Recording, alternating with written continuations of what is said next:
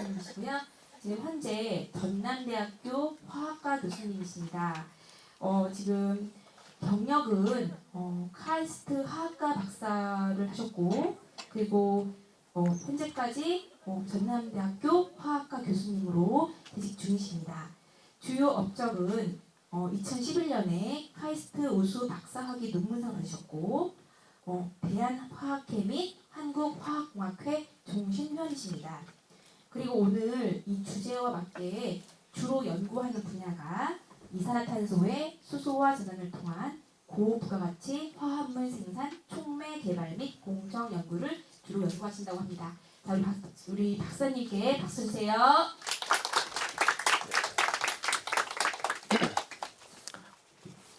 안녕하세요. 네, 전남대학교 화학과의 나경수라고 합니다. 오늘 그러니까 제가 여러분들하고 나눌 이야기는 어떻게 보면 저도 이제 과학자로서 이 세상에 어떻게 기여할 수 있는지에 대해서 여러 가지 이야기를 좀 나누고자 합니다. 그래서 크게 세 가지에 대해서 이야기를 나누려고 하는데요. 여러분들이 이렇게 들어본 적도 있는 용어도 있고 그러니까 여러분들 여기 보면 딱 초등학생들도 많아 보이는데요. 처음 들어보는 용어도 있을 겁니다. 그래서 크게 세 가지, 지구온난화, 그 다음에 에너지 문제, 그리고 촉매의 역할에 대해서 이야기를 나누려고 합니다. 여러분들 지구온난화는 알죠? 네. 오늘 제 강연 도중에 저기 아까 선생님께서 저한테 권한을 주셨어요. 강연 도중에 제가 돌발 퀴즈를 했는데 그 퀴즈에 답을 하는 학생에게 또 선물을 줄 수 있다고 합니다. 그래서 집중해서 들으시고 저기 아는 답이 나오면 이렇게 손을 들고 또 답을 할 수 있는 이렇게 소통의 강연이 됐으면 좋겠습니다. 그래서 지구온난화가 뭐죠? 이렇게 적극적이면 제가 참 선택하기 힘들어요. 네, 여기 맨 앞에 있는 학생 얘기해 보세요. 지구가 이산화탄소를 막으로 태양빛이 지구 밖으로 나갈 수 없어서 지구가 뜨거워지는 현상을 말해요. 네, 맞았어요. 이따 선물 드려야 되겠어요. 자, 지구 온난화를 제가 그냥 간단하게 말씀드려볼게요. 아주 간단하게. 지구 온난화는요, 지구가 따뜻해지는 거예요. 따뜻해지는 겁니다. 근데 지구는 원래 낮과 밤이 있죠. 지구는 태양 주위를 어떻게 돌고 있죠? 공전하면서 또 자전도 하고 있습니다. 그렇죠? 그래서 자전하다 보면 지금 밤이죠. 밤이니까 태양을 볼 수 없으니까 추워요. 그리고 내일 해가 뜨면 또 따뜻해지겠죠. 따뜻해질 때는 지구가 열 에너지를 받는 거죠. 그렇죠? 근데 밤이 되면 추워지면서 열 에너지를 밖으로 빼내야 돼요. 근데 그게 평형을 이루어야 되는데 여러분들이 마치 놀이터에 있는 시소 있죠? 시소처럼 균형을 맞춰야 되는데 균형이 틀어지면 지구에 들어온 에너지에 비해서 나가는 에너지가 적어지는 겁니다. 그럼 지구가 어떻게 되죠? 점점 뜨거워지는 거예요. 그래서 과학자들이 무슨 일을 했냐면 우선 이거부터 한번 볼까요? 이게 뭐죠? 여기 가본 사람. 여기 한밭수목원이에요. 네, 이 근처에 있는 한밭수목원에 있는 이게 뭐죠? 여기 지금 뭐라고 써 있냐면 열대식물원이라고 돼 있어요. 열대식물원 가봤죠? 여기 다 가봤을 것 같아요. 네, 가본 학생 선물 주고 싶은데 너무 많이 가봐갖고 제가 선물 드리기가 어려울 것 같고. 자, 이게 뭐죠? 이게 옆에 있는 유리천장이요. 이게 바로 온실이에요. 온실. 이게 온실입니다. 이 온실을 왜 이렇게 만들었죠? 열대식물이 자연은 따뜻해야 되는데 우리나라는 그만큼 따뜻하지 그렇죠. 예, 여기 열대식물원이니까 열대식물이 좋아하는 뜨거운 환경을 만들어주고 싶은 거예요. 우리 지구가 현재 이런 모습이 돼가고 있다고 생각하면 돼요. 왜 그럴까요? 가장 큰 이유. 저기 손 벌쩍 들었어요. 안경 쓴 친구. 온실가스라고 하죠. 굉장히 유식한 단어를 썼는데 온실가스라고 하는, 이따 선물 드릴게요. 그래서 온실가스라고 하는 그 가스 때문에 지구가 뜨거워지고 있는 거예요. 그렇죠? 자, 오늘 일단 지구온난화에 대해서 제가 좀 이따가 더 자세히 들어갈 거고요. 자, 이제 두 번째 이야기를 조금만 해볼게요. 오늘 강연을 위해서 제가 이제 여러분들한테 기초적인 지식을 드리는 겁니다. 두 번째 키워드는 에너지예요. 여러분들이 가장 많이 쓰는 에너지가 뭐가 있죠? 전기 에너지. 그렇죠. 근데 왜 전기 에너지를 쓸까요? 네, 편리하니까. 네, 쓰기가 편해요. 근데 그 전기 에너지는 어디서 왔을까요? 발전소, 발전소 어디서 왔을까요? 원자력, 원자력 발전소도 오고 화력 발전소도 오고 발전소, 수력 발전소도 오고 그쵸? 아 너무 잘 알아요. 그쵸? 태양광까지 알아. 아유. 자, 우리 지금 현재 건물에 들어오는 우리가 사용하는 전기 에너지의 대부분은 어디서 오는지 알아요? 그 원자력, 자, 손 들어보세요. 아, 너무 많이 들어가지고 그냥 말로 해보세요. 원자력. 자, 원자력이라고 생각하는 사람. 아니다. 자, 화력이라고 생각하는 사람. 이 정도만 물어볼게요. 화력이 맞아요. 네. 화력 발전이 현재 가장 많은 전기 에너지를 만들고 있습니다. 근데 화력 발전이 어떻게 만들죠? 석탄과 석유를 태워. 바로 여기 있는 석유, 천연가스, 석탄 이런 거를 태워가지고 화력 발전을 시키는 거예요. 이 물질들이 가지고 있었던 에너지를 태워가지고 전기 에너지를 생산하는 겁니다. 그렇죠? 근데 문제는 이 에너지를 우리가 뭐라고 하죠? 일반적으로 석유, 천연가스, 석탄을 여기 써 있죠. 화석연료라고요. 화석연료. 이 화석연료는요 대부분 우주 공간을 차지하고 있는 다양한 원소 물질들이 있는데 기본 가장 기초적인 가장 간단한 단위의 물질들이 있는데 그걸 원자라고 하고요. 이 화석연료는 탄소나 수소가 결합되어 있는 탄화수소라고 하는 걸로 이루어져 있어요. 자, 이렇게 생겨 있는 탄화수소를 우리가 연료로 써가지고 화력 발전을 합니다. 근데 이 화력 발전을 하는 화석연료의 단점이 뭐가 있느냐? 일단 여기 있죠. 에너지 가용 연수 40년, 60년, 뭐 230년 써 있는데 석유나 천연가스 같은 경우는요. 여러분들 여기에 있는 이제 어린 학생들 기준으로는요. 여러분들이 죽기 전에 아마 석유나 천연가스가 더 먼저 고갈되는 문제가 생깁니다. 그래서 아껴 써야 되겠죠. 근데 그뿐만이 아니에요. 또 다른 문제가 있어요. 얘네들을 사용할 때 어떤 일이 생기냐면 자 여기 보세요. 오른쪽에 보면 CO2 배출량이라고 써 있죠. CO2가 바로 이산화탄소예요. 이산화탄소. 근데 이산화탄소 배출량이 뭐가 제일 많죠? 지금 보면 석탄 1등, 석유 2등, LNG라고 돼 있는 게 3등이에요. LNG가 뭔지 아세요? 천연가스예요. 여기에 있는 천연가스예요. 액화 천연가스. 쟤네들이 이산화탄소 배출량이 제일 많아요. 그러니까 우리는 화력 발전으로 전기 에너지를 제일 많이 만들어내는데 문제는 화력 발전하는 과정에서 이산화탄소를 엄청나게 많이 만들어내는 거예요. 그러면 원자력만 쓰면 되느냐? 원자력은 또 사람들이 무서워하죠. 방사능 물질이 유출될까 봐 무서워하기도 합니다. 그렇다고 원자력 발전을 다 포기할 수도 없는 게 현실이에요. 그렇죠? 왜냐하면 보세요. 원자력 발전 같은 경우는 이산화탄소 배출량이 없어요. 거의 없어요. 굉장히 오랫동안 쓸 수도 있어요. 여기 보면은 재활용할 경우에 3,600년, 3,800, 600년 정도가 있을 수 있을 정도로 오래 쓸 수 있어요. 그러니까 이 원자력 발전도 포기할 수가 없는 게 현실입니다. 자, 근데 문제는요. 이 이산화탄소 배출량이 가장 높은 석유, 석탄, LNG를 이용한 화력 발전이 또 무슨 일을 일으키죠? 지구온난화. 앞에서 얘기했던 지구온난화예요. 그래서 지구온난화라고 하는 문제하고 에너지라고 하는 문제는 에너지 문제는 둘이 연결될 수밖에 없는 문제예요. 우리 현재 사회에서. 우리나라의 문제가 아니라 지구 전체의 문제예요. 자, 이제 세 번째 이야기를 좀 해볼게요. 세 번째는 뭐냐면 제가 앞에서 이야기했던 그 강연 제목에 뭐가 있었죠? 촉매라고 하는 게 있었어요. 그렇죠? 촉매가 뭘까요? 여기 손 들었어요. 촉매가 뭐예요? 반응을 돕는 물질이 맞아요. 근데 어떻게 도는지 알아요? 거기서 반응을 빠르게 해줘요. 다 맞는 말이에요. 이따 선물 드릴게요. 자, 보세요. 촉매는요. 자, 여기 이 그림을 한번 볼까요? 여기 지금 트럭이 이 산을 넘어가야 돼요. 산을 넘어가야 되는데 이 고개를 넘어가는 방법이 있고 이것보다 더 빠르게 갈 수 있는 방법이 뭐죠? 터널을 뚫어요. 그냥 터널 뚫고 길이 조금 울퉁불퉁해도 그냥 이쪽으로 가는 게 빠르죠. 바로 촉매가 이런 역할을 하는 거예요. 화학 반응을 통해서 우리가 어떠한 새로운 물질을 만들어내는 데 있어서 반응을 위해서 우리가 에너지를 주입해야 됩니다. 반응이 잘 가게끔.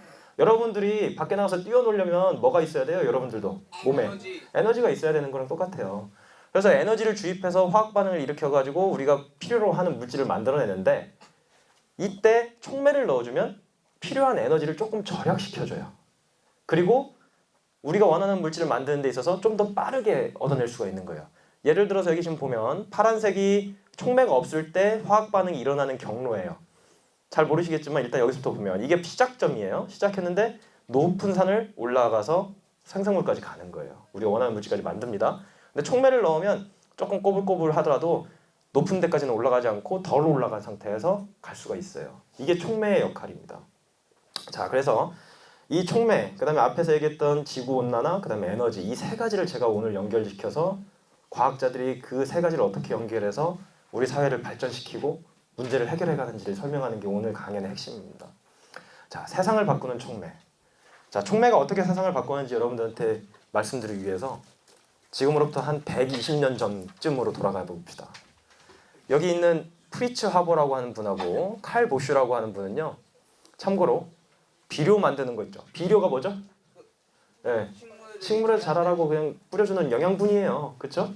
비료 만드는 거 개발해가지고 노벨상 타신 분이에요. 간단해 보이죠? 아무것도 아닌 것 같죠? 그게 어떤 의미를 갖는지 제가 알려드릴게요. 이분들이 한 일이 뭐냐면 지금 보세요. 1918년. 지금 2019년이죠. 지금부터 100년 전이에요. 그러니까 이 두 과학자가 정확히 말하면 1910년도에 만들었어요. 이 두 분의 하버 보슈라고 하는 사람의 이름을 붙여가지고 이러한 새로운 암모니아라고 하는 물질을 만드는 화학 반응법을 개발했어요. 그래가지고 이 암모니아로부터 비료를 생산할 수 있는 기술을 개발했는데, 자, 이걸로 인해서 어떻게 됐냐면요. 1900년 초기에 전 세계 인구가 16억 명 정도 됐대요. 근데 그 당시만 해도 못 먹고 굶어 죽는 사람이 많았어요. 지금도 못 먹고 굶어 죽는 사람 많아요. 그런데 비료 생산법을 개발해가지고 농작물 수확량이 급증하는 바람에 그래도 상당수 식량 문제를 해결했어요. 그로 인해서 여러분들이 지금 사는 시대에는 100년 뒤에 70억 명 정도의 전 세계 인구가 됐어요.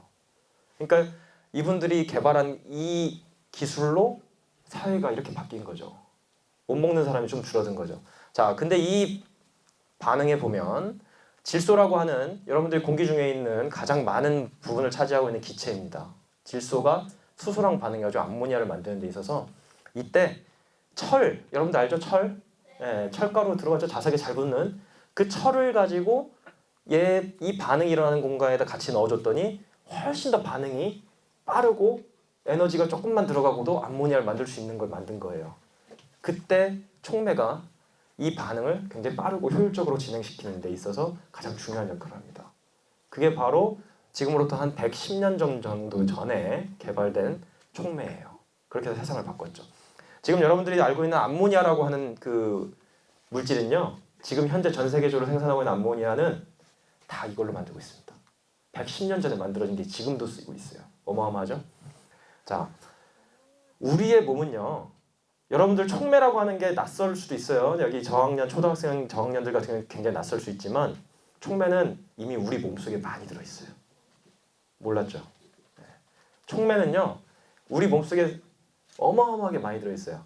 자, 여기 뭐라고 써있죠? 제가? 우리의 몸은 거대한 화학공장이에요. 우리의 몸속에서 어떤 일들이 일어나냐? 여러분들이 거기 지금 의자에 가만히 앉아있으면 아무 일도 안 일어날 것 같아요? 몸속에서? 일어나죠. 무슨 일이 일어나고 있을까요? 심장이 뛰어요. 심장도 뛰고, 심장이 뛰는데 뭐가 필요할까요? 에너지가 필요하고, 그렇죠? 그 에너지는 어디서 왔죠? 우리가 먹은 밥에서 왔죠. 그렇죠? 그럼 밥을 먹으면 그 밥을 어떻게 하죠? 입안에서 소화시키죠. 입안에서 씹고 그 다음에 위로 들어가서 소화시키죠. 그걸로 에너지를 또 흡수하죠. 그 과정에서 촉매가 관여합니다. 대표적인 게 뭐냐면 침에 있는 아밀라제라는 게 있어요. 들어본 적 있는 학생도 있죠. 침에 있는 아밀라제가 바로 우리가 효소라고 합니다. 영어로는 엔자임이라고 하는데 이 효소가 바로 생물학적 촉매예요. 예, 여러분들 침 속에는 이미 촉매가 들어있는 거예요.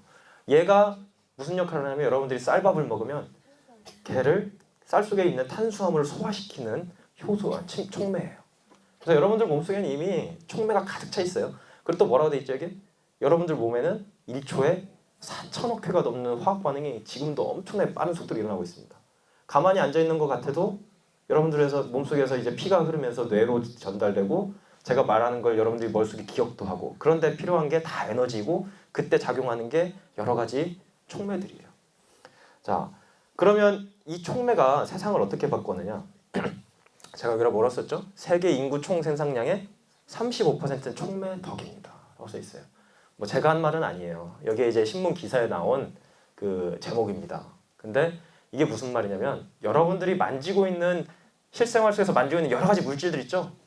하다못해 앉아 있는 저 의자, 여러분들 입고 있는 옷, 여러분들 들고 있는 연필, 뭐 신발, 그다음에 여러분들이 이제 가지고 만질 수 있는 컴퓨터, 뭐 핸드폰, 여러 가지 물질들은요 전부 다 촉매로 만든 겁니다. 단편적으로 제가 말씀을 드리면 바닷속에서 우리가 이거 캐내면 이게 뭐죠? 원유. 원유라고 합니다. 이게 시커먼 기름 덩어리죠. 얘를 1톤을 캐내면요 여기에서 실제로 쓸모 있는 걸 분리해 가지고 한 0.2톤 정도를 끄집어내요. 그러면 이렇게 투명한 기름 덩어리, 기름을 이렇게 빼낼 수가 있는데 이 기름의 가치가 $80 정도 된대요. 지금 이제 환율을 생각하면 저게 한 10만 원 정도 돼요. 대략 10만 원 정도 되는데 얘를 가지고 촉매를 써가지고 에틸렌이나 프로필렌이라고 하는 물질로 만들면요 이 가격이 2배로 뛰어요. 에틸렌이나 프로필렌은 바로 이런 것들이거든요. 근데 이게 바로 여러분들이 레고 알죠? 레고를 보면 작은 그 블럭 하나하나 가지고 여러분들이 온 세상을 다 만들 수 있죠. 그거랑 똑같아요. 이게 바로 온 세상을 만들 수 있는 가장 기초적인 물질이에요. 이거의 가치가 $150인데 얘가 이제 촉매를 활용해 가지고 얘를 어떻게 만드느냐? 여러분들 옷 만들고요. 여러분들이 가지고 다니는 뭐 여러 가지 물건들, 신발부터 뭐 여기 보면 플라스틱, 그다음에 페인트 이거 다 만듭니다. 근데 얘네들의 가치가 얼마냐? $9,000. 여기서 지금 10만 원짜리가 어디 얼마까지 갔죠? 이 정도면 한 1,000만 원 된 겁니다. 어떻게 됐죠? 원래 원 재료의 가격에 비해서 100배 정도까지 뜁니다. 아시겠어요? 이렇게 생각하면 돼요. 이거를 0.2톤 캔해 가지고요. 이거 분리해 가지고 여러분들이 입고 다니는 옷을 0.2톤을 만들었다고 생각해도 돼요. 그렇게 생각해도 똑같습니다. 옷을 200kg을 만들었다고 생각하면 돼요. 그거의 가치가 이 정도 된다고 생각하면 됩니다. 그리고 우리가 생각할 수 있는 여러 가지 화학 반응 공정이 있어요. 이 안에 전체 90% 이상이 다 촉매가 들어갑니다. 촉매 없이는 여러분들이 한 번쯤 들어본 여러 가지 그 실생활에 필요한 물질들을 만드는 그런 과정들이 다 일어날 수가 없는 거예요. 90% 이상이 다 촉매가 들어가 있습니다. 자, 이게 이제 지금까지 제가 말씀드리고 싶은 그 강연을 위한 기초 지식에 해당하는 거고요. 이제부터 이제 본론으로 들어가 보도록 하겠습니다. 자, 이거 보면 어떻죠? 지구 온난화라고 했고 이거 뭐죠? 이거 보면 왜 이게 문제죠? 북극곰이 그 헤엄치다가 빙하 위에서 쉬어야 되는데 네. 그 지구온 때문에 빙하가 녹으면서 쉴 때가 북극곰은 이 바닷속에서 사는 동물이 아니에요. 바닷속은 얘네들이 가끔 배고파서 물고기 잡으러 들어갈 때 들어가고 살려면 어디서 살아야 되면 이 빙하 위에서 살아야 돼요. 근데 빙하가 좁아지니까 얘네들이 살 곳이 없고 빙하가 왜 좁아졌을까요? 왜 녹았을까요? 이 주변의 물의 온도가 뜨거워졌기 때문이겠죠. 그렇죠? 그럼 이 주변의 물의 온도가 뜨거워지면 어떤 일이 벌어질까요? 물속에서는 아무 일도 안 일어날까요? 물속에 있는 생태계가 바뀌어요. 그러면 이 곰이 먹을 수 있는 것도 사라지는 거예요. 그게 바뀌는 거죠. 같이 바뀌는 겁니다. 제가 여러분들 나이 때 지구 온난화라고 들으면 이 그림 뭐 이런 사진 보면서 아 귀엽다 보면서 이렇게 그 감흥이 없어요. 그러니까 느낌이 별로 없었어요. 먼 나라 이야기 같아요. 자, 근데 이 사진을 한번 봅시다. 자, 알프스에 무슨 일이라고 제가 이렇게 질문을 던졌는데 1938년도부터 이 알프스의 그 산에 사진 찍은 겁니다. 산을 보면 눈이 점점 사라지고 있어요. 여기 보면 이제 푸른 풀도 자라고 있어요. 얼마나 따뜻하면 푸른 이런 풀들이 나겠어요. 참고로 여기에 이 산의 높이가 지금 현재 이 풀이 나 있는 이 높이 있죠? 해발 3,000m가 넘어요. 해발 3,000m면요 엄청 추워가지고 얼어요. 그러니까 우리가 그 흔히 말하는 말로 얼어 죽어요. 잘못하면. 그곳인데 지금 현재 여기에 풀이 나고 있는 거예요. 몇 년? 2016년에. 얼마 전에는 제가 여러분들 나이에서는 이거밖에 못 봤는데 지금 이제 이런 일들이 벌어지고 있고 자, 이 사진 한번 더 볼까요? 지구온난화 현재 진행형. 자, 이거 보세요. 이 사진하고 이 사진 보면 무슨 차이죠? 틀린 그림 찾기입니다. 호수가 생겼어요. 호수가 생겼어요. 예.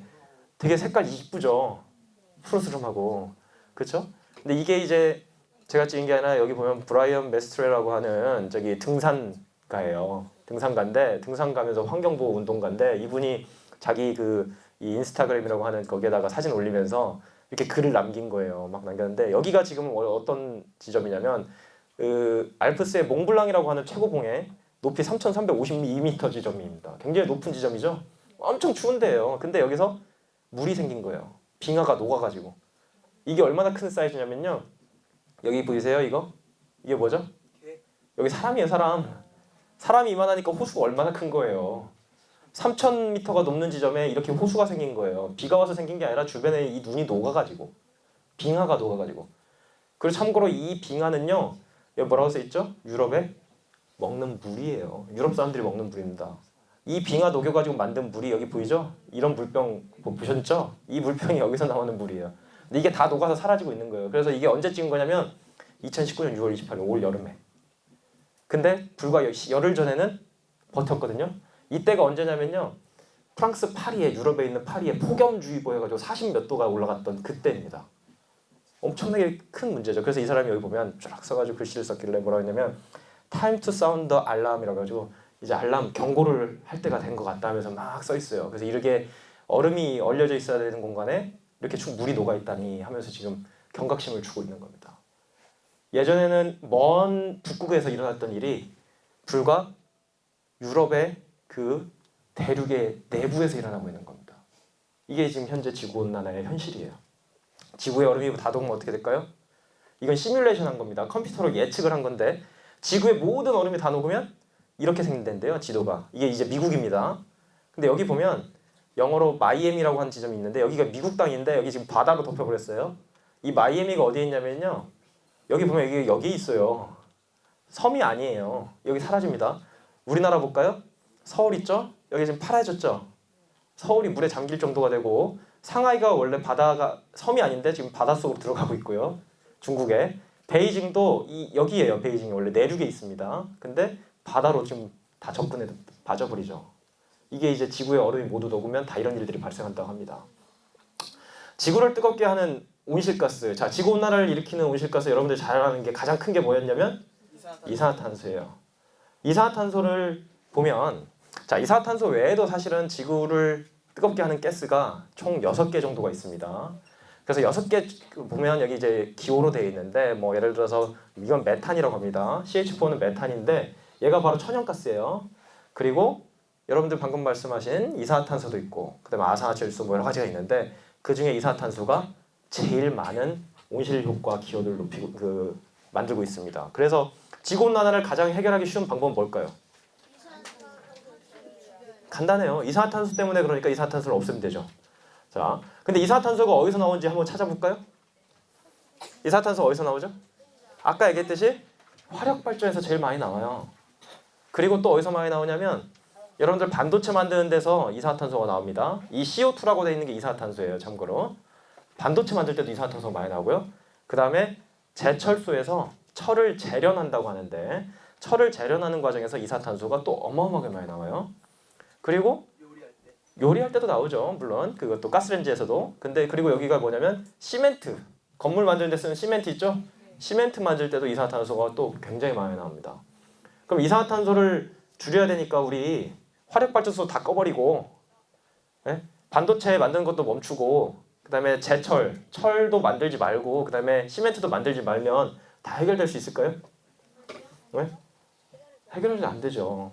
건물도 지어야 되고 아파트도 지어야 되고 집도 지어야 되고 그 다음에 철 만들어가지고 뭐 단단한 자동차도 만들어야 되고 배도 만들어야 되고 비행기도 만들어야 되고 반도체 만들어가지고 컴퓨터도 해야 되고 뭐 스마트폰도 만들어야 되고 해야 되는데 이거 다 안 한다고 하면 안 되죠. 그렇죠? 그리고 여기에 있는 이제 화력발전을 다 없앤다고 하면은 문제가 뭐냐면요. 화력발전이 여기 보세요. 설비 용량 비중 보세요. 화력발전이 얼마죠? 64.6%라고 돼 있죠. 아까 말씀드렸듯이 화력발전소가 만들어낸 전기 양이 저렇게 많아요. 얘 다 포기하면 여러분들 무섭다고 말하는 방사능 유출될까 봐 무섭다고 말하는 원자력으로 가야 되고 아니면 이제 요즘 각광받는 신재생 에너지라고 하는 그런 방법으로 전기를 만들 수밖에 없습니다. 화력발전 다 닫을 수도 없어요. 그게 지금 현재 우리나라가 처한 현실입니다.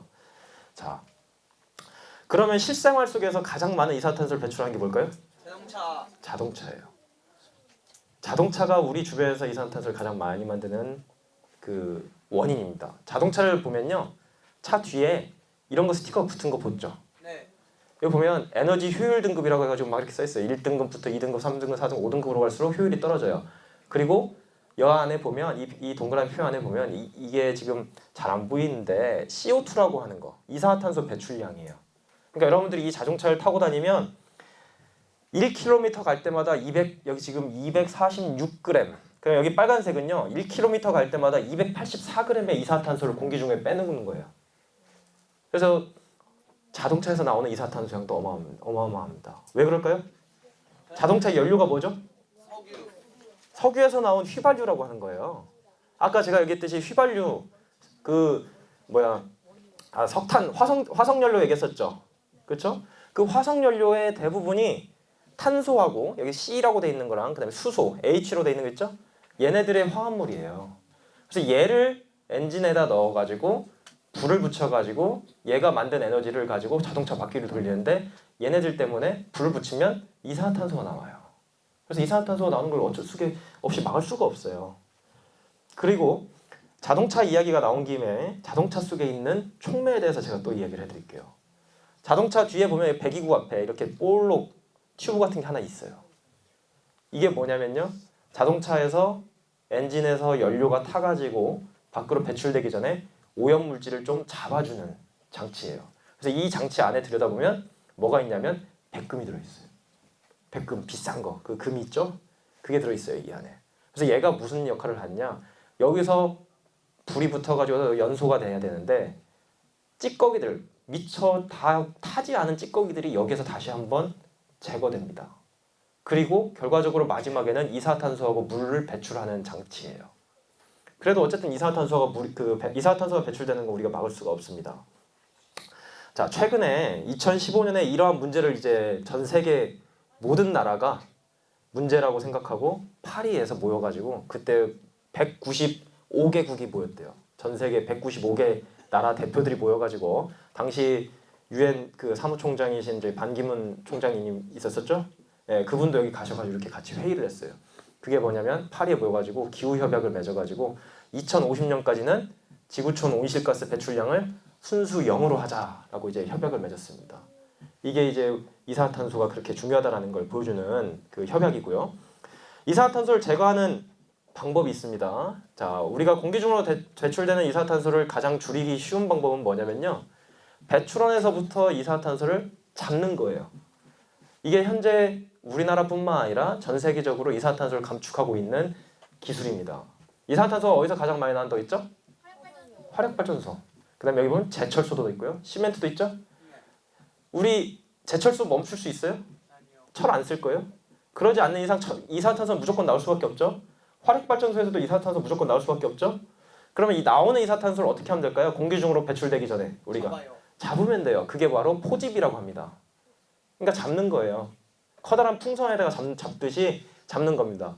뭐로 잡냐면 이산화탄소를 좋아하는 물질을 가지고 잡아요. 잡아가지고 얘를 어디로 가져가느냐? 안 떨어지게 못 도망가게 해가지고 데리고 가가지고 바닷속이나 땅속에 묻어요. 예, 이게 현재 우리가 이산화탄소를 줄이는 기술 중에 하나입니다. 근데 이렇게 해도 이산화탄소가 사라지나요? 결과적으로 땅속 어딘가에다 숨긴 거예요. 맞죠? 그러면 결국에는 이산화탄소를 완벽히 여기서부터 나오는 이산화탄소를 없앨 수가 없다면 어떻게 하는 게 좋을까요? 이산화탄소를 한 번 더 태워요. 이산화탄소는 이미 완전히 탄 물질이어서 더 이상 안 타요. 안타깝게도. 줄여요. 네. 그래서 이산화탄소를 우리가 줄일 수도 없다면 어떻게 할까요? 우주로 보내버려요. 쉽지 않아요. 그것도 우주로 안 가요. 네. 이산화탄소를 우리가 활용하는 거예요. 이산화탄소를 원료 물질로 활용해 가지고 소비하는 겁니다. 자, 지금까지 이야기했던 걸 간단하게 한번 정리해 보죠. 뭐였죠? 지구온난화는 뭐 때문이었죠? 이산화탄소 때문에 가장 이유가 컸죠. 자, 이산화탄소 문제가 있고 또 화석연료 문제 있죠. 우리 아까 지구상에 묻혀 있는 화석연료가 언제 없어지죠? 대략 한 50년 전후면 없어진대요. 통계적으로. 자, 그러면 화석연료 아낄 겸 화석연료 안 쓰면 이산화탄소 문제도 좀 줄일 수 있고 그리고 우리가 가지고 있는 지구에 남아 있는 에너지도 좀 절약할 수 있겠죠. 그럼 쓰지 말자 해버리면 되는데 문제는 안 쓰면 에너지 어디서 가져올 거예요? 태양에서도 에너지 가져올 수 있습니다. 자, 그러면 여기서 에너지는 어디 있게? 당장 집에 갈 때 자동차 타고 가야 되는데. 예? 여러분들 자동차에다가 에너지, 그러니까 휘발유나 뭐 석유를 넣고 안 넣고 갈 수 있어요? 못 가요. 지금 물론 전기 자동차가 있긴 하죠. 자, 그러면 어쩔 수 없이 이산화탄소가 배출되는데 이 배출된 이산화탄소를 원료로 사용해서 다른 걸 만들 수 없을까라고 과학자들이 지난 수십 년간 생각을 해봤어요. 자, 굉장히 어려워 보이지만 그냥 이거는 이렇게만 말씀을 드릴게요. 이게 이산화탄소예요. 그리고 여기에 있는 여러 가지 되게 재미나게 생긴 이 그림들은 우리가 실생활 속에서 볼 수 있는 물질을 화학적 기호로 표현한 겁니다. 이산화탄소에서 시작해가지고 굉장히 쓸모있는 물질을 만드는 것들이에요. 이산화탄소는 가격이 공짜예요. 거의 공짜예요. 예. 여러분들이 자유롭게 쓸 수 있습니다. 돈 주고 살 필요도 없어요. 누가 가져간다고 하면 그냥 무료로도 주고도 남는 그런 기체인 거죠. 예. 그래서 이산화탄소를 가지고 여러 가지 물질을 만들 수가 있고요. 대표적인 걸 몇 가지 보여드릴게요. 이산화탄소를 자연 속에서 가장 많이 소비하는 게 뭔지 아는 사람? 식물. 아, 너무 그냥 쉽게 얘기하니까 식물입니다. 식물. 그게 뭐죠? 어떻게? 광합성을 통해서. 광합성을 통해서 그 나뭇잎에서 어떤 일이 일어나죠? 이게 지금 광합성 과정인데요. 나뭇잎에서 햇빛을 받고 나뭇잎이 이산화탄소를 흡수해가지고 빨아들입니다. 빨아들여가지고 햇빛 받아가지고 얘가 다 이 식물 안에서 광합성이라고 하는 화학 반응이에요. 반응을 통해서 뭘 만들어내죠? 산소. 산소도 만들어내지만 열매를 맺죠. 그렇죠? 식물이 열매를 맺잖아요. 그 열매는 또 우리가 먹으면 우리한테는 에너지가 되는 거죠. 그렇죠? 근데 이 광합성을 일으키는 식물 안에도 촉매가 들어있어요. 여러분들 알고 있어요. 식물 안에 들어있는 촉매. 엽록소. 네, 엽록소가 촉매입니다.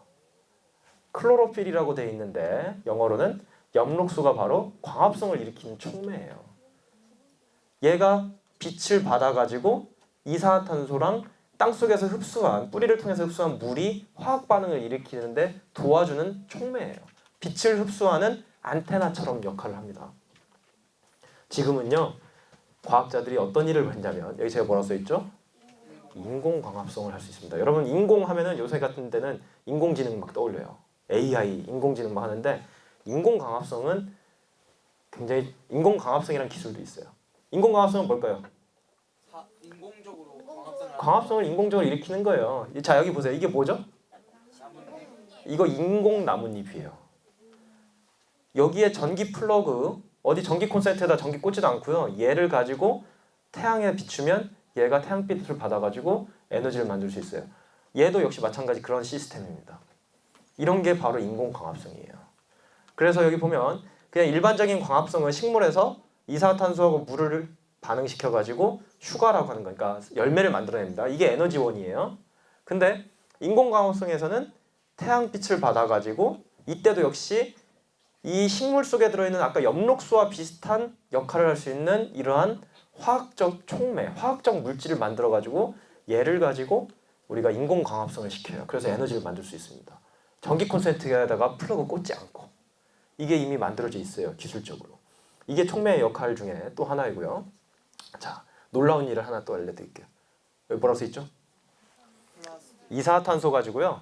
플라스틱도 만들어요. 요즘은. 지금 벌써 이제 제품이 나오고 있어요. 우리 실생활까지 아직 와 있진 않지만 시제품들이 많이 만들어지고 있어요. 노보모라고 하는 이제 외국 회사인데요. 여기서도 공장에서 굴뚝에서 나오는 이산화탄소나 또는 여기 보면 이산화탄소는 산소가 2개 붙어 있고 탄소가 하나 있어요. 근데 여기 보면 산소 1개 있고 탄소 하나 있는 건 이게 일산화탄소입니다. 근데 이 일산화탄소나 이산화탄소를 잡아가지고 공장 굴뚝에서 다 잡습니다. 그래가지고 아까는 어떻게 했었죠? 원래 이산화탄소를 땅속에 묻거나 바닷속에 묻었어요. 근데 얘를 소모시키는 거예요. 촉매를 써가지고 여기 보면 플라스틱이나 뭐 페인트 그 다음에 여기 보면 폴리카보네이트라고 하는 이렇게 투명하면서 색깔이 이렇게 이쁜 단단한 플라스틱 소재를 만들 수 있어요. 그러면 어떻게 되죠? 우리가 결과적으로 이산화탄소를 소비하는 거죠. 소비할 수 있는 거죠. 그때도 역시 촉매가 굉장히 중요한 역할을 합니다. 촉매가 없으면 이 반응이 진행이 안 돼요. 자, 또 그뿐만이 아닙니다. 이산화탄소로부터 이젠 에너지를 만들어내요. 우리가 이산화탄소가 배출되는 과정에서 이산화탄소 배출되는 것 중에서 뭐가 있었죠? 과정이 어떤 과정이 있었죠? 물을 태워요. 아까 에너지원을 태우는 겁니다. 화석 연료를 태우다가 이산화탄소가 나왔었죠. 네. 근데 그거를 돌이키는 거예요. 나왔던 이산화탄소를 가지고 다시 재사용해 가지고 에너지를 만드는 겁니다. 보세요. 그래서 뭘 만드냐? 자 보세요. 여기 보면 이게 화력발전소 그림이고요. 이게 시멘트 공장, 이게 이제 그냥 일반적인 공장인데 여기서 나온 이산화탄소를 잡아가지고 여기 보면 자동차, 비행기, 트럭, 배 이런 데 쓸 수 있는 휘발유, 경유를 만듭니다. 자, 이 오른쪽 그림은 뭐냐면요. 지금 현재 유럽에서도 이미 프로젝트화 되고 있는 그림인데 뭐냐면 여기 뭐죠? 이게 뭐처럼 보여요? 수력 발전이에요. 수력 발전소에서 전기 에너지 만들어 가지고 여기에서 물을 우리가 전기 분해합니다. 전기 에너지를 줘 가지고 물을 분해하면 수소를 만들 수 있어요. 그리고 이 수소를 가지고 이산화탄소랑 반응을 시켜 가지고 이때도 촉매를 넣어 가지고 반응을 시키면 얘를 가지고 뭘 만들 수 있냐면 다시 휘발유나 경유를 만들어요. 그럼 얘를 여기다 싣고 가서 주유소로 보내고 자동차에 넣어서 쓰기도 합니다. 이런 게 지금 계획되고 있어요. 자, 그리고 여기 밑에 그림 한번 더 볼까요? 이건 뭐죠? 풍력 발전이에요. 풍력 발전을 가지고 여기서도 역시 전기 에너지 만들어 가지고 물을 전기 분해해서 수소 만들고 수소랑 이산화탄소 반응해 가지고 여기서 뭐 만들죠? 여기서 뭐라고 써 있죠? CNG라고 써 있죠? CNG가 아까 말했던 천연가스랑 똑같습니다. 천연가스 만들어 가지고 어떻게 하죠? 집에 여러분들 집에 도시가스라고 들어봤죠? 난방하죠? 뜨겁게 따뜻하게. 그게 뭐죠? 도시가스죠. 도시가스가 바로 천연가스입니다. 그래서 천연가스로 도시가스를 그 집에 따뜻하게 하고 차도 돌리고 이렇게 이미 이산화탄소로부터 에너지원을 만드는 게 개발되고 있어요. 자, 여러분들한테 꿈과 희망을 주기 위해서 이런 것도 한번 보여드릴게요. 화성 탐사 프로젝트. 이게 어디서 있었던 얘기냐면 나사 들어봤죠? 네, 미 항공우주국에서 여기 홈페이지에 들어가 보면 나사의 CO2 컨버전 챌린지라고 해서 이산화탄소를 전환하는 도전에 대해서 써 있고 막 영어로 써 있어요. 간단하게 제가 해석만 해드리면 화성을 정복하는데 화성에 정착하는 데 있어서 굉장히 중요한 도전 과제 중에 하나가 뭐냐면 이산화탄소를 활용하는 건데 이 이산화탄소 활용 기술을 획기적인 기술을 개발하면 여기 뭐라고 써 있냐면 최대 1 밀리언 달러를 준다. 1 밀리언 달러가 얼마냐면요. 지금 10억이 넘습니다. 그래서 이렇게 공시가 돼 있어요. 공지가 되어 있어요. 그러니까 여러분들도 도전해 볼 수가 있죠. 왜 이런 것들을 하냐면요. 자, 지구에 우리가 숨쉬고 있는 공기 중에 가장 많은 걸 차지하는 게 뭐죠? 질소. 네, 질소예요. 질소가 여기 보면 질소가 78% 정도 되고 산소가 우리가 숨을 쉬는데 필요한 산소가 21% 정도 됩니다. 근데 화성에는 가장 많은 게 뭔지 아세요? 이산화탄소겠죠. 그러니까 제가 그 얘기를 하고 있죠. 여기 보면 화성에 96%가 이산화탄소예요. 네. 그러면 이 이산화탄소를 가지고 화성에서 에너지를 만들어 가지고 화성에 들어간 우주인이 그 에너지를 활용해서 살아가자라는 게 그 전략이에요. 뭐냐면요. 이산화탄소를 넣어 가지고 수소랑 반응시켜서 메탄이라고 하는 아까 천연가스를 만들면요. 그때 나오는 부산물이 또 뭐가 나오냐면요. 물이 나와요.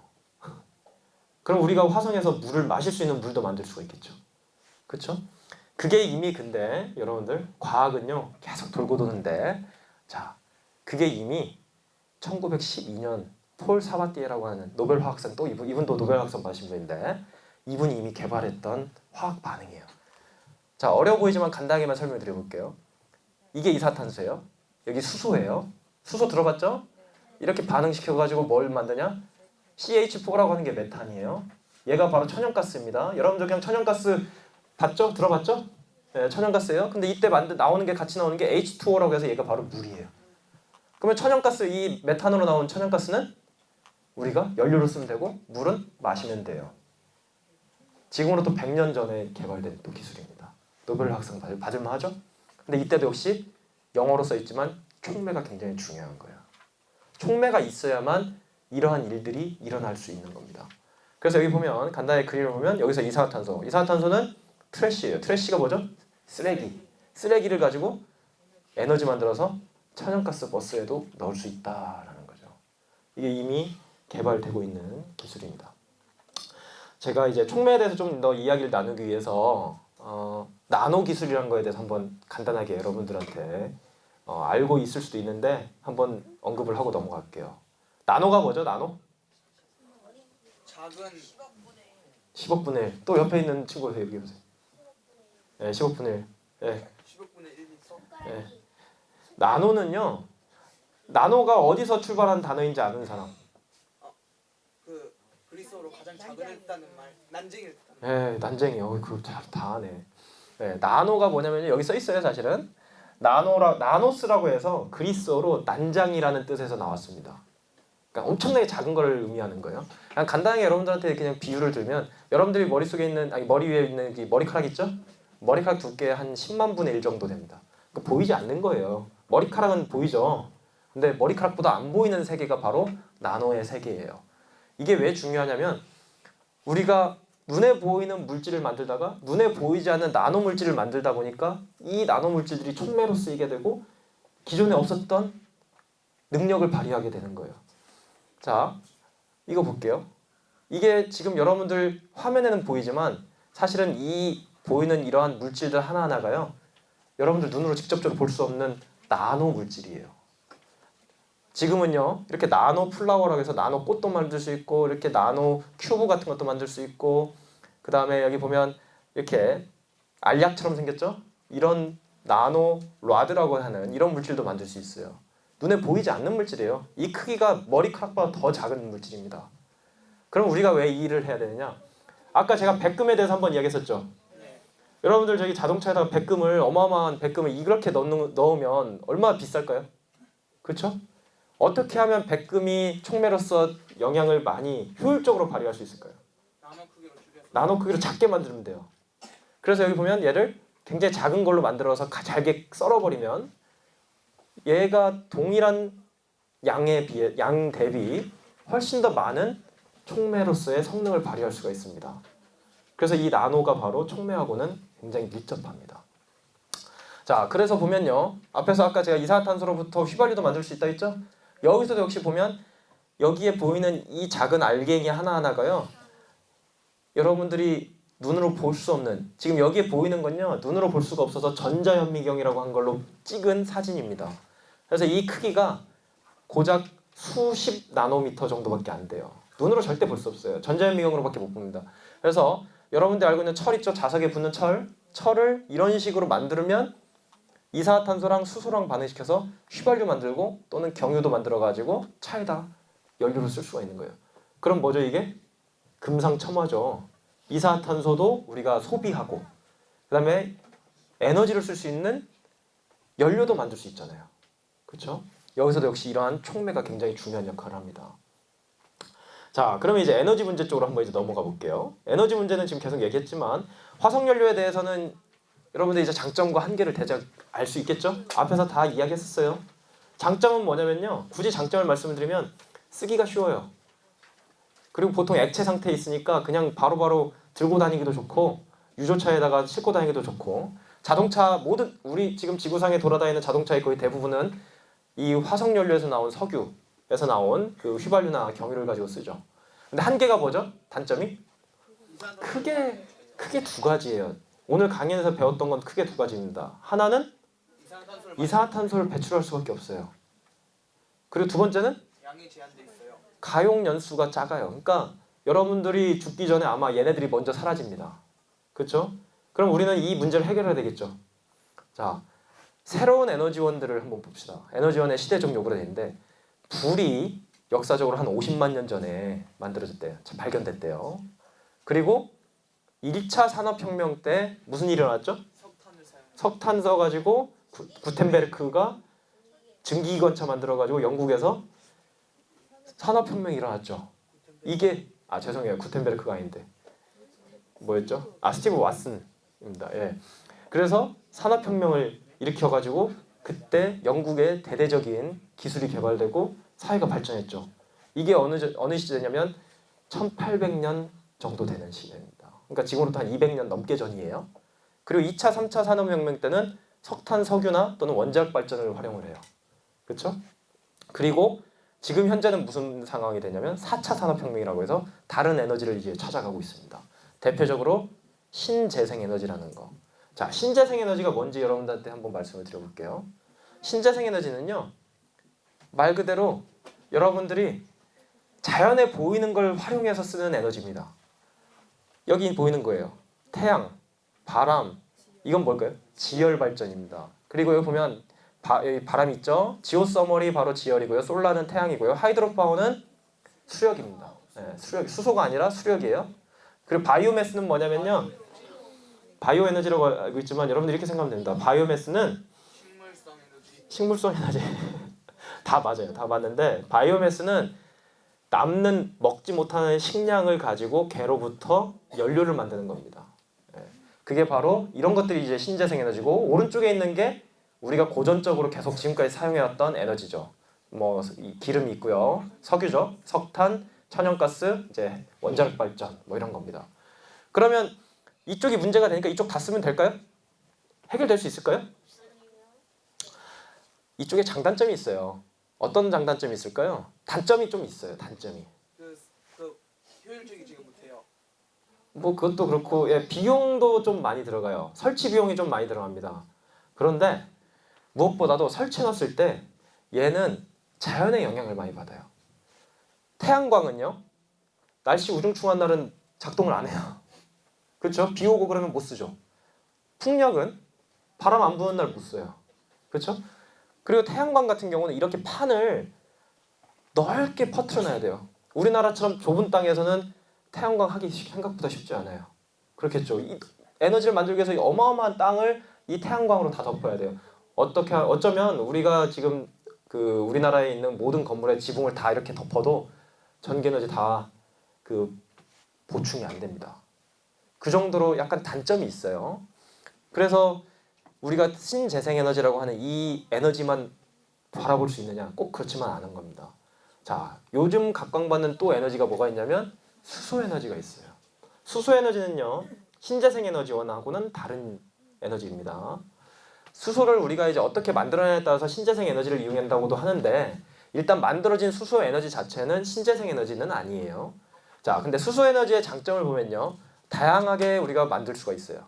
다양한 화학 반응 과정을 통해서 만들어낼 수 있고, 또 수소는 소비도 생각보다 어렵진 않아요. 수소를 에너지로 사용하기도 생각보다 어렵지 않습니다. 물론 단점도 있어요. 근데 약간의 단점이 뭐냐면 저장이나 운반이 쉽지가 않아요. 휘발유는 그냥 연료통에다 담으면 돼요. 액체니까. 근데 수소는 기체예요. 우주 공간에서 가장 가벼운 기체가 수소예요. 그러다 보니까 얘를 저장해서 이동하고 또는 다른 나라에 수출하고 이런 게 어려워요. 그래서 이런 문제들이 좀 있고, 그 다음에 수소를 보통 에너지원으로 쓰면 연료전지라고 하는 그러한 그 방식을 통해서 그러니까 수소를 활용하게 되는데, 이 연료전지를 통해서 수소를 활용해서 전기에너지를 만들어가지고 만든 자동차가 바로 수소전기 자동차.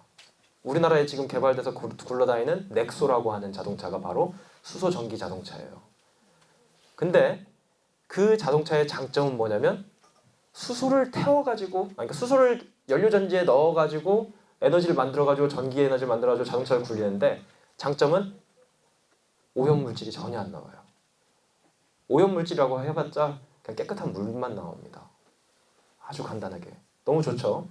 자, 수소에 대해서 조금 더 짚어볼게요. 이게 뭐냐면 우주 공간에 있는 여러 가지 그 가장 기초적인 물질, 원소라고 하는데, 얘네들을 이제 규칙에 의해서 이렇게 배열시킨 주기율표라고 합니다. 수소가 1번에 있어요. 여기가 이제 1번이에요. 그래서 가장 가벼워요. 지구 공간에는요, 수소가 없어요. 수소 여러분들이 너무 많이 들어봤지만 수소 기체가 이 대기 중에는 없어요.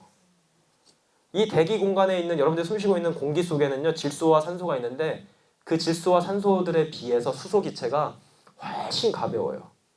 수소는 어디에 많냐면요, 우주 공간에 많아요. 우주의 수소 기체가 75%가 수소입니다. 그리고 그 다음으로 가벼운 기체가 헬륨이에요. 여기 헬륨입니다. 이게 여러분 뭐 헬륨 풍선 마시면 막 목소리 이상해지죠? 그 헬륨이에요. 얘가 우주 공간에 25% 정도 있고 우주 공간의 75%는 수소 기체입니다. 근데 지구상에는 수소 기체가 없어요. 그럼 수소는 어떤 상태로 있냐? 지구상에 있는 수소는 대부분 뭐라고 써 있어요? 다른 원소들과 결합한 화합물의 형태로만 존재합니다. 예를 들어서 물 하면 H2O라고 해요. 우리가 화학적 기호로. 자, 이게 바로 여기 있는 H가 바로 수소예요. 또는 메탄가스. 아까 얘기했던 천연가스 있죠? CH4라고 했어요. 여기도 수소가 4개가 들어가 있어요. 이런 형태로만 존재할 뿐이지 우리가 수소 기체가 없어요. 자, 그러면은 수소 기체는 어떻게 얻어내느냐? 자, 일단 이것부터 한번 볼게요. 우주에 거의 90%가 수소가 들어가 있고 그 다음에 인간의 몸에도 70%가 물로 돼 있죠? 그럼 물 속에 수소가 있으니까 수소가 엄청나게 많죠. 그래서 수소를 어디서 만들어내냐면요. 물에서 떼어내기도 하고 아까 말했던 이 메탄에서 수소를 떼어내기도 합니다. 그렇게 해서 수소를 생산해가지고 수소 에너지를 쓸 수가 있어요. 자, 그럼 수소 에너지의 가치를 한번 볼게요. 어려운 그림이지만 제가 간단하게 해석해서 말씀을 드리면 이게 가솔린이라고 되어 있는 게 휘발유예요. 그리고 여기 있는 게 수소는 수소인데 액체 상태로 만든 액화수소예요. 얘네들의 에너지 값을 비교해보면 자, 이 빨간색만 보시면 돼요.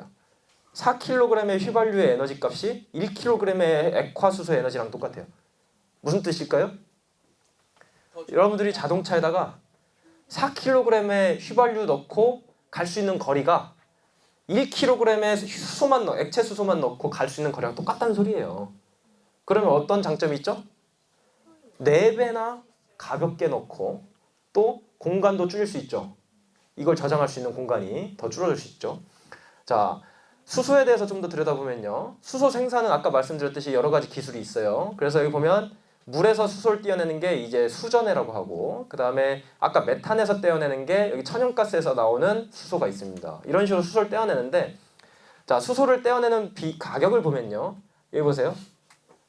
수소를 떼어낼 때 그 메탄에서 떼어내거나 또는 석탄에서 떼어내면은 가격이 킬로그램당 대략 뭐 1에서 2달러 사이, 그러니까 1,000원에서 2,000원 정도 됩니다.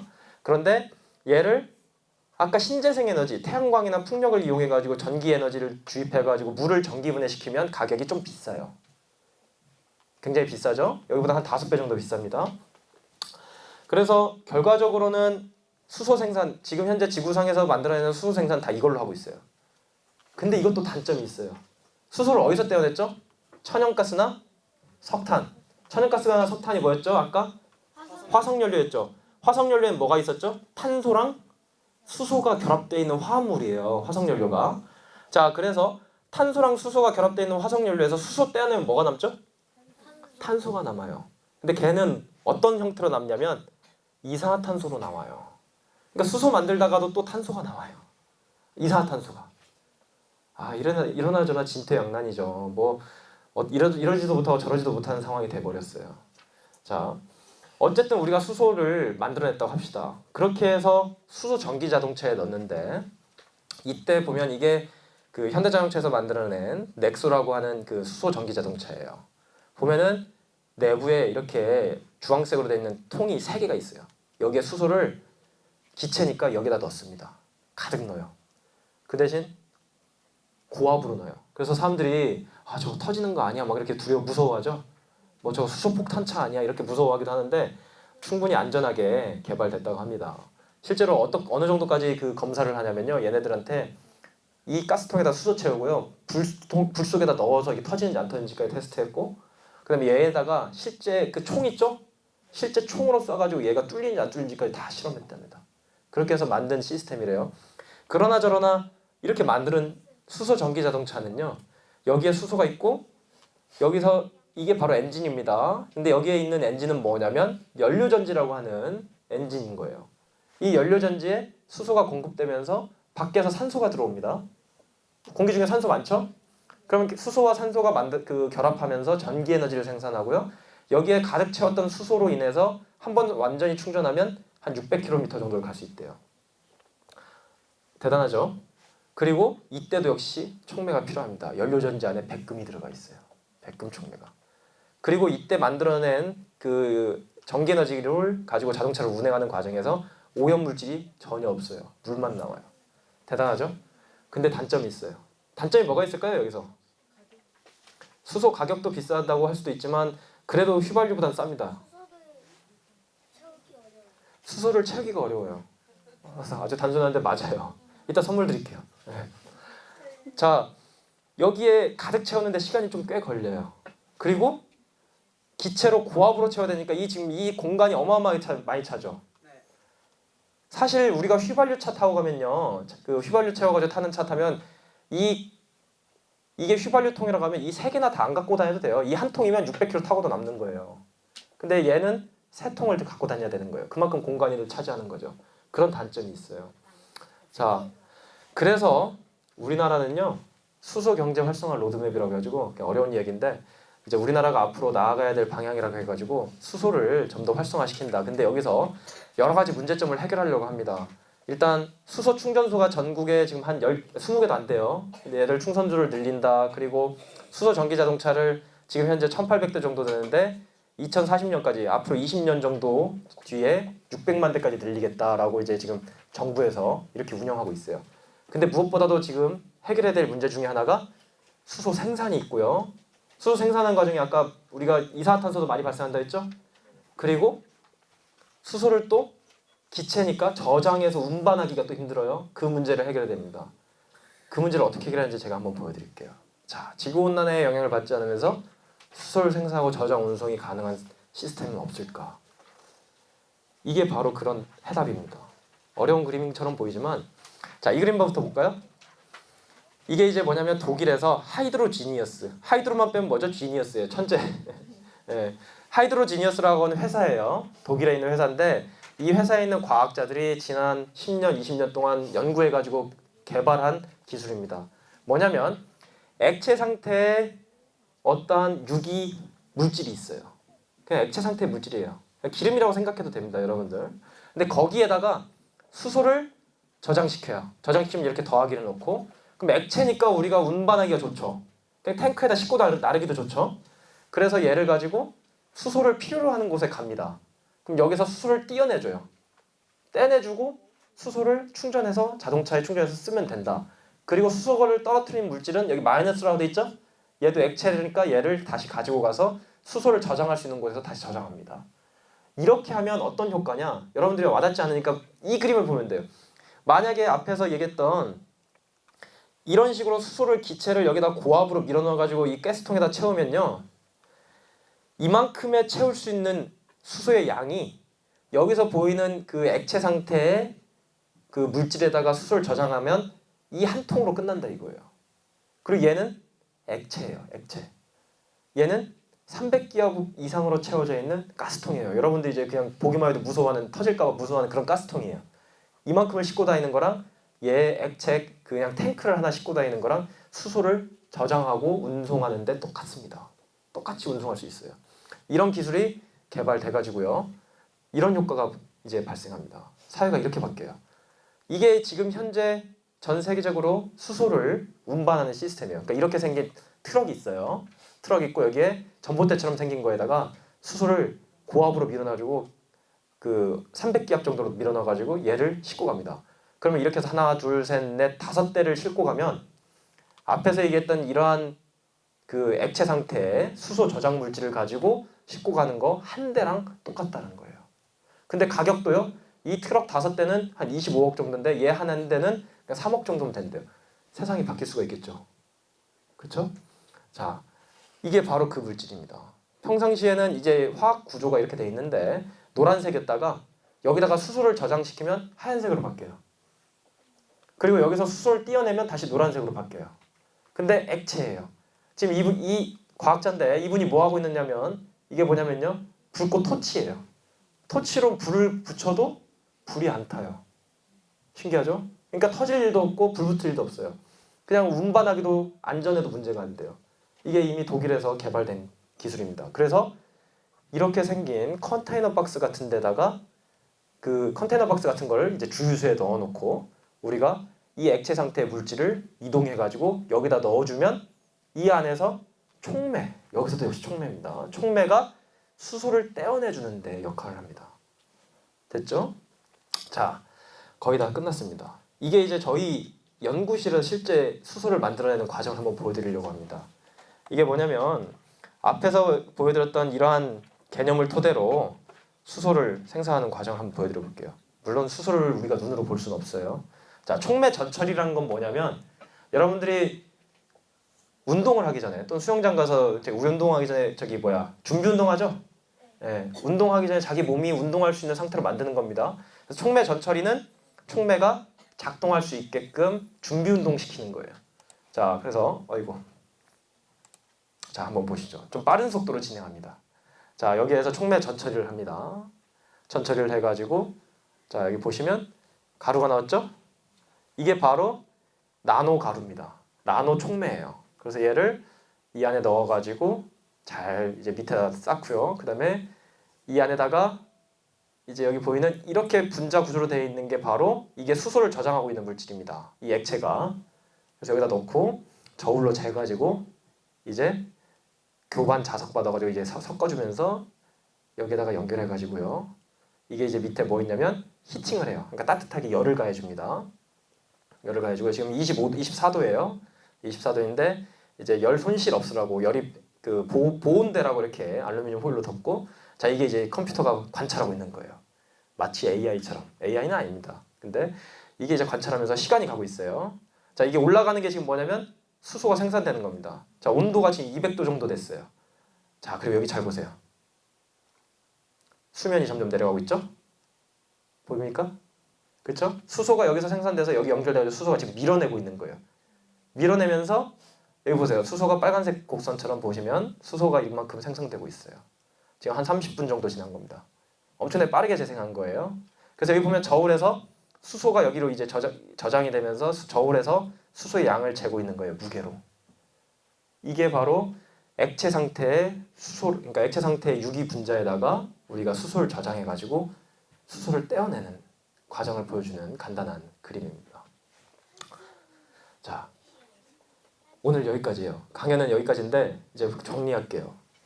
제가 세 가지를 이야기했죠. 지구온난화, 그다음에 에너지 문제였죠. 지구온난화하고 에너지 문제는요. 기본적으로 떼어서 분리해서 해결할 수 없습니다. 그리고 이 둘은 결국에 촉매라고 하는 물질이 연결해서 해결할 수밖에 없어요. 이게 오늘 제가 여러분들한테 드리고자 하는 메시지인 것 같아요. 그리고 저희 연구실에서는 지금 현재 이 많은 이제 연구원들이 미래를 이끌어가 이제 박사가 될 수도 있고 과학자가 될 수도 있죠. 이분들이 이제 지구 온난화 문제라든지 우리나라의 에너지 독립을 위해서 이제 연구를 밤낮으로 하고 있습니다. 여러분들도 그런 미래의 과학자가 될 수 있을 거라고 생각을 합니다.